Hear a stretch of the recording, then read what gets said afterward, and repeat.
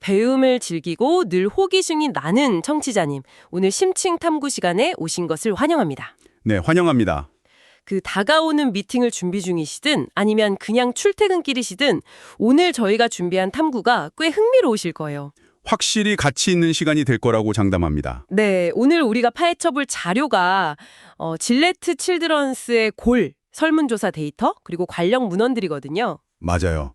뇌성마비를 가진 8세에서 12세 사이의 아동들과 그 가족들의 목표, 그리고 우선순위를 다룬 연구죠. 그래서 자, 이걸 한번 파헤쳐 볼까요? 우리의 임무는 단순히 그 딱딱한 의학적 통계를 읽어내려고 하는 게 아닙니다. 환자와 가족들의 진짜 삶의 우선순위가 무엇인지. 그리고 의사들이 그동안 진료실 안에서 도대체 어떤 시각을 놓치고 있었는지 알아내는 거잖아요. 그렇죠. 바로 그거죠. 이 자료들을 쭉 훑어보면서 저는 참 많은 생각이 들더라고요. 이것을 더 큰 맥락과 연결해보면 이건 단지 특정 질환을 가진 가족들만의 이야기가 아닙니다. 아, 어떤 점에서요? 진료실이라는 제한된 공간 안에서 의료진과 환자, 또 부모와 아이가 어떻게 소통하고 있는가를 적나라하게 보여주는 완벽한 축소판이거든요. 아, 소통의 축소판이다. 네. 더 깊이 들어가 보면 인간이 삶을 살아갈 때 다가올 미래의 준비에 무게를 둘 것인가 아니면 현재의 행복에 무게를 둘 것인가 하는 철학적인 관점의 차이를 진짜 날카롭게 조명하고 있어요. 와, 철학적 관점의 차이. 그 관점의 차이가 가장 극명하게 드러나는 시기가 바로 오늘 자료의 핵심 타겟인 그 8세에서 12세 구간이잖아요. 맞습니다. 아주 중요한 시기죠. 문헌대로 보면 이 시기가 신체적으로나 심리적으로 완전 거대한 전환점이라고들 하더라고요. 신체적인 발달 곡선을 보면 네. 아이들의 대근육 운동 기능이 이 시기에 최고점에 도달했다가 점차 정체되는 양상을 보이죠. 그런데 더 눈여겨볼 부분은 신체적인 것보다 사회적인 환경의 변화인 것 같아요. 초등학교 고학년을 거쳐서 이제 중학교에 진학하잖아요. 그렇죠. 이전과는 비교할 수 없을 정도로 복잡하고 미묘한 또래 관계를 형성하게 되니까요. 저는 이 대목을 읽으면서 약간 그런 비유가 떠올랐어요. 마치 부모님이 정성껏 불어준 안전하고 푹신한 거품 속에 이렇게 머물다가 네. 어느 날 갑자기 펑 하고 거품이 터지면서 현실 세계의 그 날카로운 모서리들과 확 부딪히는 아이들의 모습? 와, 거품이 터진다. 그 모서리에 부딪히는 순간 발생하는 심리적 파장을 발달 심리학에서는 장아 정체성이 형성되는 과정으로 설명합니다. 장아 정체성이요? 네. 유아기나 초등학교 저학년 때까지만 해도 아이들은 자기가 또래 친구들이랑 구체적으로 어떻게 다른지 명확하게 인지하지 못하는 경우가 많거든요. 부모님의 보호막이 강하게 작용하기도 하니까요. 바로 그거죠. 하지만 인지 능력이 발달하고 학교라는 본격적인 사회적 공간에 노출되면서 타인의 시선을 아주 예민하게 감지하기 시작합니다. 아, 남들이 날 어떻게 보는지 아는 거군요. 네. 이때 형성되는 자아인식은 단순히 심리적인 변화로 끝나는 게 아니라 아이들이 향후 재활 치료를 대하는 태도나 스스로 설정하는 삶의 목표에 진짜 막대한 영향을 미치게 됩니다. 자료에 담긴 실제 환자들의 회고록을 읽다 보면 그 내면의 변화가 얼마나 갑작스럽고 충격적인지 진짜 피부로 와닿더라고요. 어떤 부분이 제일 기억에 남으셨나요? 그 닉이라는 환자의 이야기요. 닉이 이렇게 회상하더라고요. 어릴 때는 제가 그냥 남들과 똑같은 줄 알았어요. 친구들과 밖에서 뛰어놀았으니까요. 네. 그런데 학교에 가니 아이들이 저에게 이런저런 질문을 하기 시작했고 사람들이 저를 다르게 쳐다본다는 걸 깨달았어요. 그때 내가 무언가 다르구나 라는 사실이 머릿속에 등록되기 시작했죠. 참 그 서늘한 순간을 정확히 묘사했네요. 그러니까요. 타인의 시선을 통해서 자기가 남들과 다르다는 걸 처음 확인받는 거잖아요.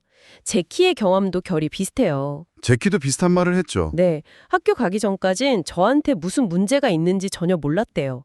여동생과 집에서 좀 다르게 행동하긴 했지만 그저 나중에 조금만 노력하면 금방 따라잡을 수 있는 아주 사소한 차이라고만 생각했다는 거죠. 릭과 제키의 말은 스스로를 바라보는 자아상이 온전한 나에서 남과 다른 나로 재편되는 그 지각 변동의 순간을 정확히 포착하고 있습니다. 지각 변동, 맞네요. 여기서 우리가 주목해야 할 핵심은 아이들의 이런 폭풍 같은 자아인식 변화가 그 시점까지 치료진이나 부모가 흔들림 없이 밀고 왔던 의학적 목표랑 정면으로 충돌하기 시작한다는 거. 맞습니다. 아이의 내면은 이미 다른 곳을 향해 가고 있는데 치료실의 목표는 여전히 과거의 세팅에 머물러 있는 거죠. 정말 흥미로운 부분은 바로 여기예요. 이 자료가 그냥 단순한 의학 논문이 아니라 한편의 팽팽한 가족 드라마처럼 읽히는 지점이거든요. 부모의 목표와 아이의 목표가 충돌하는 양상이요. 청취자님도 보통 부모와 아이는 같은 곳을 바라보는 한 팀일 거라고 막연히 생각하실 수 있잖아요. 보통은 그렇게 생각하죠. 그런데 진료실 문을 딱 열고 들어가면 완전히 다른 동상이몽을 꾸고 있는 경우가 허다합니다. 부모님들의 시선은 철저하게 내일, 즉 다가올 미래를 향해 고정되어 있어요. 일상생활 활동 능력을 어떻게든 끌어올리고 보행 능력이 지금보다 떨어지는 걸 막아서 궁극적으로 이 아이가 성인이 되었을 때 미래의 독립성을 쟁취하게 만드는 거, 거기에 모든 에너지를 쏟아붓죠. 사실 부모의 그런 태도는 너무나 현실적이고 또 이해할 수밖에 없는 절박함에서 나옵니다. 그렇죠. 부모 입장이 되면 다를 테니까요. 아이가 부모 품을 떠나서 홀로 서야 할 먼 미래까지 내다보면서 그 불안을 견디고 있는 거잖아요. 자료에 등장하는 수잔과 토비 부부의 고백이 그걸 가감없이 보여줍니다. 아, 그 아침 외출 준비 이야기요? 네, 우리의 목표는 아이가 최대한 독립적으로 살 수 있게 만드는 것입니다. 솔직히 말해서 어떻게 하면 우리의 일상을 조금 더 편리하게 만들 수 있을까요? 지금은 아침에 외출 준비를 하는 데만 45분이 걸리거든요. 이렇게 말하죠. 청취자님도 그 바쁜 아침 출근 시간 한번 떠올려 보세요. 5분, 10분이 아쉬운데 외출 준비에만 45분이 걸린다면 기능 개선이 진짜 얼마나 뼈저리게 절실하겠어요? 생존의 문제랑 같은 거죠. 매일 아침 그렇게 소모해야 한다면 당장의 기능적 개선이 최우선이 될 수밖에 없습니다. 그런데 시선을 약간만 돌려서 이번엔 8살, 10살, 12살 아이들의 입장이 되어보는 겁니다. 이 아이들에게 10년 뒤에 20년 뒤에 독립성 같은 개념이 피부에 와닿을까요? 전혀 안 와닿죠? 아이들은 오직 오늘만을 살아갑니다. 맞아요. 오늘 오후에 친구들이랑 밖에서 뭐하고 놀지, 그래 온 우주를 차지하고 있다고요. 아까 언급했던 닉의 인터뷰를 보면 부모님과의 갈등이 엄청 노골적으로 드러나요. 아, 야구 이야기 했던 부분요? 네, 닉이 완전 성변을 하잖아요. 저는 부모님과 완전히 의견이 달랐어요. 부모님과 치료진이 제 여름방학을 통째로 뺏어갔고 밖에서 야구를 할 기회를 뺏어갔으니까요. 삶의 시간을 계측하는 단위 자체가 부모와 아이는 완전히 다릅니다. 부모에게 10년은 대비해야 할 현실이지만 아이에게 이번 여름방학은 자기 삶의 전부나 다름없죠. 제키 역시 과거의 자신을 돌아보면서 아주 뼈있는 말을 남겼어요. 우리가 도대체 왜 이 힘든 치료를 매일매일 하고 있는지 전혀 이해하지 못했다고요. 돌아보면 그 수많은 목표들 속에는 항상 정작 중요한 왜가 빠져 있었다. 이거 진짜 명언 아닙니까? 네, 치료 현장에 있는 사람들에게 묵직한 경고를 던지는 멘트죠. 목적지를 잃어버린 맹목적인 치료가 아이들에게 어떻게 받아들여지는지 보여주니까요. 제키의 질문은 우리 모두의 일상에도 꽤 적용해 볼 수 있을 것 같아요. 아, 어떤 식으로요? 청취자님께서 직장에서 일하실 때 아무런 이유도 못 듣고 상사가 그냥 이게 나 10년 뒤 커리어를 위해 좋은 일이니까 토달지 말고 해! 이러면서 혹독한 업무를 시킨다고 생각해 보세요. 와, 생각만 해도 숨이 턱 막히네요. 동기부여는커녕 엄청난 무력감에 빠지겠죠. 아이들도 똑같다는 겁니다. 바로 그 지점 때문에 최근에 문헌 연구들은 아이들이 직접 자신의 재활 목표를 설정하는 아동식별 우선순위의 중요성을 강력하게 뒷받침하고 있습니다. 아동식별 우선순위, 아이들이 직접 정한다? 네, 데이터를 보면 아이들이 자신의 목표 설정 과정에 주도적으로 참여하도록 유도했을 때 단순한 동기부여를 넘어 주인의식, 자신감, 그리고 실제 치료 세션에서의 참여도가 획기적으로 상승한다는 게 증명되었죠. 목표 분포도 완전 다르지 않았나요? 네, 부모들이 세운 목표는 일상생활 활동 유지에 무려 78%나 편중되어 있었어요. 반면에 아이들 스스로 세운 목표는 여가 활동이 38%, 일상생활 34%, 학교생활 26%.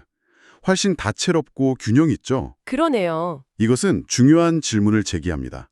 이렇게 명백하고 유의미한 연구 결과들이 축적되어 있음에도 불구하고 왜 여전히 대다수의 임상 환경에서는 이 8에서 12세 아이들을 의사결정 테이블에서 밀어내고 있느냐, 어른들만의 목표를 강요하면서 말이죠. 그렇죠.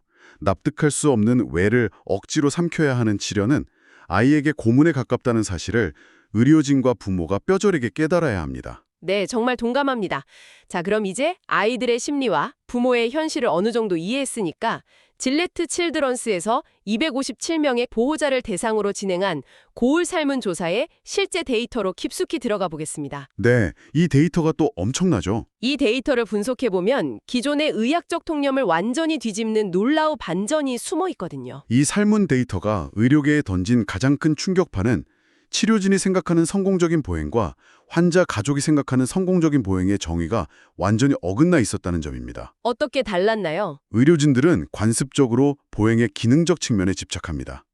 다시 말해 얼마나 멀리 걸을 수 있는지, 보행 속도가 얼마나 빠른지, 에너지 효율은 어떤지를 척도로 삼죠. 당연히 의사니까 그럴 수 있겠죠. 그런데 설문결과를 열어보니 부모와 아이들에게 압도적으로 중요했던 건 기능적인 수치가 아니었습니다. 그럼 뭐였죠? 걷는 모습이 다른 사람들에게 어떻게 보이는가, 즉 보행 패턴과 외양이었어요. 와, 제가 그 설문 데이터를 보면서 가장 놀랐던 게 바로 구체적인 순위였어요.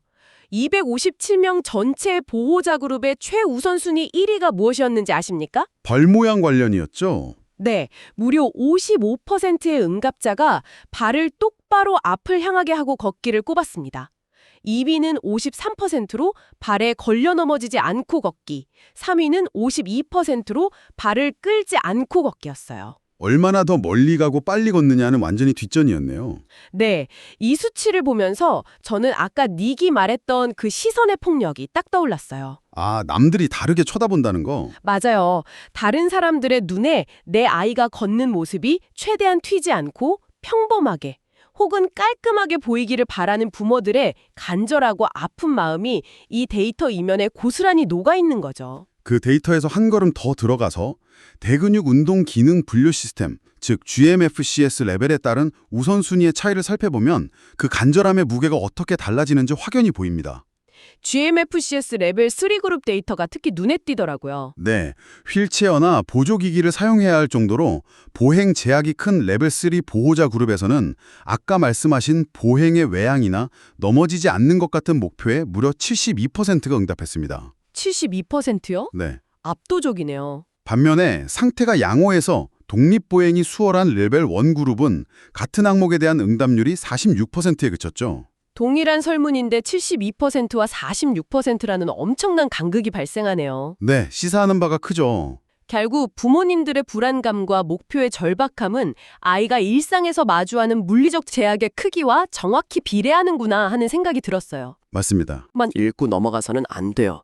그 숫자들 사이사이에 배어있는 가족들의 고단한 일상. 그리고 외출할 때마다 타인의 시선을 의식해야 하는 그 감정적 소모. 네. 그 무게를 읽어내야만 이 자료를 온전히 이해했다고 할 수 있습니다. 맞아요. 그런데 이 절박함과 불안감은 단순히 현재 아이의 장애 정도에서만 비롯되는 건 아니더라고요. 또 다른 요인이 있었죠. 네, 자료를 더 깊이 파고들다 보니까 이들의 목표 설정에 결정적인 영향을 미치는 또 하나의 거대한 변수가 있었습니다.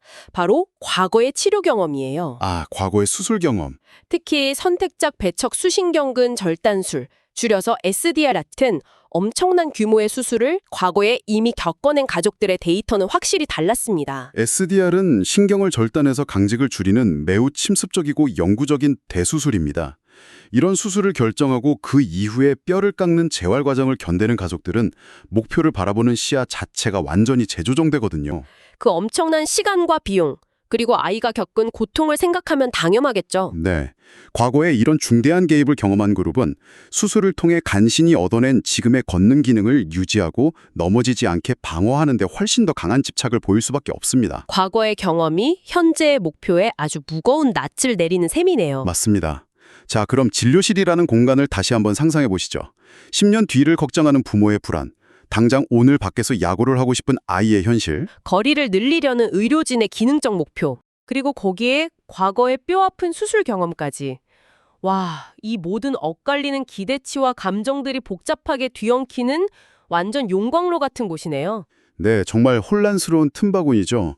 이 속에서 우리는 대체 어떻게 중심을 잡고 올바른 목표를 세워야 할까요? 저는 이 자료 후반부에 등장하는 로렌의 어머니 샌디의 인터뷰가 훌륭한 해답을 제시해준다고 생각합니다. 샌디가 어떤 말을 남겼죠?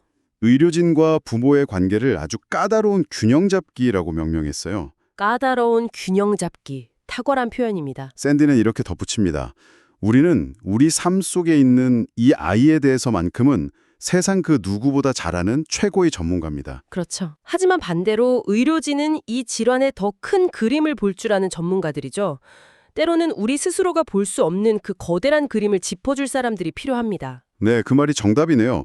부모는 아이의 전문가, 의사는 질환의 전문가. 저는 이 문장이 단지 의료 현장뿐만 아니라 우리 청취자님의 일상적인 삶에도 깊은 영감을 줄 수 있다고 믿거든요. 직장 생활이나 가정 생활에요. 네, 우리가 직장에서 프로젝트를 하거나 중요한 결정을 내릴 때 종종 내 경험치만이 유일한 정답이라고 고집 부릴 때가 있잖아요.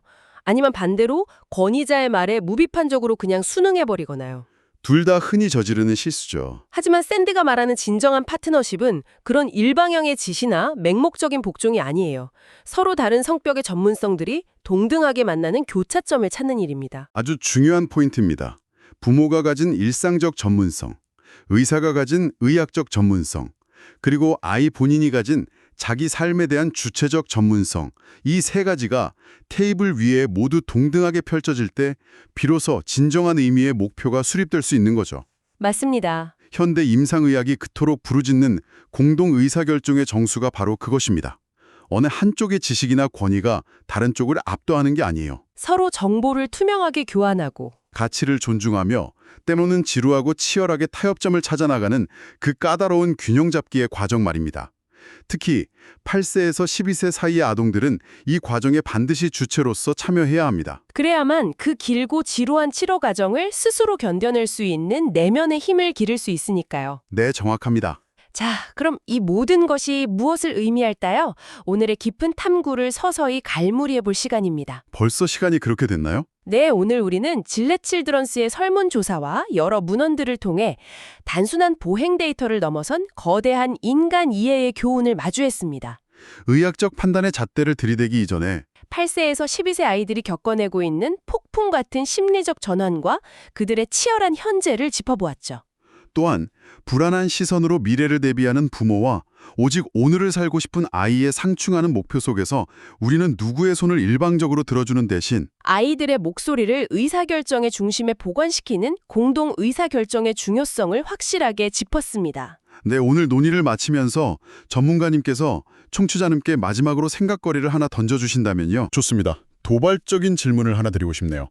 오늘 자료를 통해 우리는 중학교에 진학하는 아이들이 사회의 시선 속에서 자신이 남과 다르다는 사실을 깨닫고 엄청난 심리적 충격을 받는 걸 확인했습니다. 그 시선의 폭력 말이죠. 네, 그렇다면 여기서 우리의 시야를 한번 완전히 뒤집어 보는 건 어떨까요? 어떻게 뒤집죠? 우리는 지금까지 그 아이의 걷는 방식을 어떻게든 교정하고 훈련시켜서 소위 말하는 일반적인 사회의 잣대에 아이를 끼워 맞추려고 엄청난 고통을 감수해왔습니다. 네, 보호자들의 1순위 목표도 정상적으로 보이는 거였고요. 그런데 우리가 아이의 발목을 교정하기 위해 쏟는 그 노력만큼 혹은 그 이상으로 우리 사회의 일반적인 학교 환경과 사람들의 시선 자체를 재설계해서 아이들이 스스로를 다르다거나 틀렸다고 느끼지 않게 만들 수는 없는 걸까요? 한 개인의 기능적인 결함을 고치는 일에만 몰두할 것이 아니라 사회적 환경의 포용성을 어떻게 넓혀갈 것인지 진지하게 고민해 볼 때입니다. 와, 기능의 교정에서 환경의 교정으로 시선을 옮기자는 말씀, 진짜 뼈를 때리네요. 아이의 걸음걸이를 억지로 고치려 하기 전에 세상을 걷는 우리의 시선부터 고쳐야 한다는 묵직한 여운이 남습니다. 네, 꼭 한번 생각해 보셨으면 좋겠습니다. 청취자님은 방금 던져진 이 질문에 대해 어떤 대답을 떠올리셨나요? 오늘 하루 혹은 조용히 생각에 잠길 수 있는 시간에 이 질문의 의미를 마음속에서 찬찬히 굴려보시면 좋겠습니다. 새로운 지식을 향한 청취자님의 끊임없는 열정에 늘 감사드리며 오늘 우리가 함께 나눈 이 통찰이 일상과 주변 사람들을 바라보는 시각에 긍정적 변화를 일으키길 바랍니다. 지금까지 여러분의 시야를 한 뼘 더 넓혀드리는 오늘의 심층 탐구였습니다. 수고하셨습니다. 다음 탐구에서도 우리의 지적 호기심을 자극할 흥미로운 자료를 한가득 들고 찾아오겠습니다. 함께해 주셔서 감사합니다.